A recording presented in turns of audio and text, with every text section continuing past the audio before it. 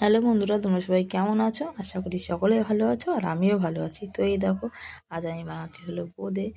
আর কীরকম হয়েছে তোমরা অবশ্যই জানিও, পুরো ভিডিও তার জন্য দেখতে হবে। তো তোমরা দেখতে থাকো। তো দেখো, কিছুটা বেসন নিয়েছি, মানে গোলানো বেসন। তো তার মধ্যে ফুড কালারটা দিয়ে দিয়েছি, রেড কালার। আর এই দেখো, ঝাঁঝরিটা প্রত্যেকবার ধুয়ে নেবে, তাতে খুব সুন্দর পড়বে। আর নর্মালি এইভাবেই ধুয়ে থাকতে হবে, একটু ঝাঁকা দিলে বা না দিলে হবে না, তাহলে গোলাকৃতিটা হবে না। তো এই দেখো, কড়াই থেকে কিন্তু ঝাঁঝিটা খুব একটা উঁচুতে ধরিনি, জাস্ট সামান্য। আর এই দেখো, দুটো কালার আমি ইউজ করেছি। তো তারপরে আমার হয়ে গেছে। তো এবার দেখো, একটু শিরা বানাতে দিয়েছি। তো শিরাটার মধ্যে কিছু এলাচ আর একটু চিনি দিয়ে শিরাটা বানিয়ে নিয়েছি। আর এই দেখো, আমার 3 রকম কালার বোঁদে তৈরি। তো এটা আমি এখন শিরার মধ্যে দেবো, দিয়ে একটু ভালো করে নাড়াচাড়া করে নেব। এখন তো ঠান্ডা পড়েছে, আর ঠান্ডার মধ্যে গরম গরম বোঁদে খেতে খুব ভালোই লাগবে।